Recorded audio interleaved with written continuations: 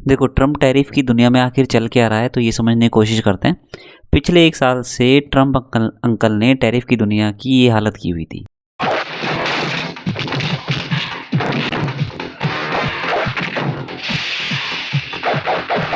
अब जब से सुप्रीम कोर्ट ने ट्रम्प टैरिफ को इनवैलिड बताया तो तब से दुनिया कह रही है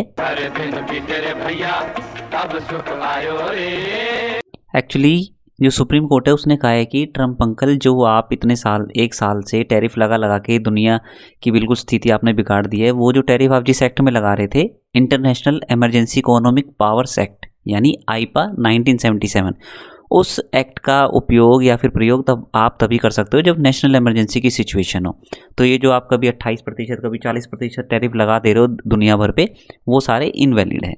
अब इस डिसीजन को सुन के ट्रम्प अंकल क्या कह रहे हैं, पिक्चर अभी बाकी है। वो ऐसा इसलिए कह रहे हैं क्योंकि वो कह रहे हैं कि अभी भी सेक्शन 232 है जो ट्रेड एक्सपेंशन एक्ट का है 1962 का, उसके अंदर जो इन्होंने 50% स्टील पर और एल्यूमिनियम पर टैरिफ लगाया गया था वो अभी भी बरकरार रहता है, क्योंकि वो नेशनल सिक्योरिटी ग्राउंड्स पे रहता है और उसको अभी भी सुप्रीम कोर्ट ने इनवैलिड नहीं बोला है।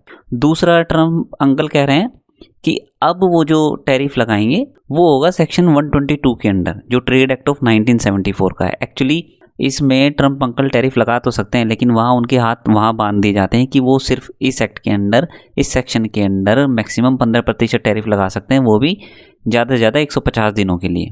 दूसरा, ट्रम्प अंकल जो सहारा लेने की कोशिश कर रहे हैं वो है सेक्शन 301 1974 ट्रेड एक्ट का, लेकिन वहाँ पे दिक्कत ये है कि उसके अंदर अगर टैरिफ लगाया जाता है तो वो सॉलिड टैरिफ होंगे लीगल बैकिंग के साथ, लेकिन उसमें दिक्कत ये है कि उसमें एक इन्वेस्टिगेशन करनी होती है यूनाइटेड स्टेट ट्रेड रिप्रेजेंटेटिव को, जिस इन्वेस्टिगेशन को ही पूरा होने में लगभग 12 महीने लग जाते हैं। उस इन्वेस्टिगेशन की फिर रिपोर्ट सबमिट होती है और फिर उसके आधार पर टैरिफ लगाए जाते हैं।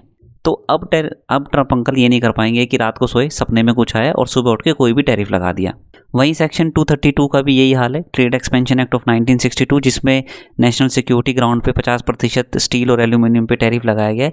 वहाँ पे भी क्या है, डिपार्टमेंट ऑफ कॉमर्स को 270 दिन के अंदर एक इन्वेस्टिगेशन कंप्लीट करनी होती है, फिर उसकी रिपोर्ट होती है, फिर उसके आधार पे कोई टैरिफ लगाया जाता है।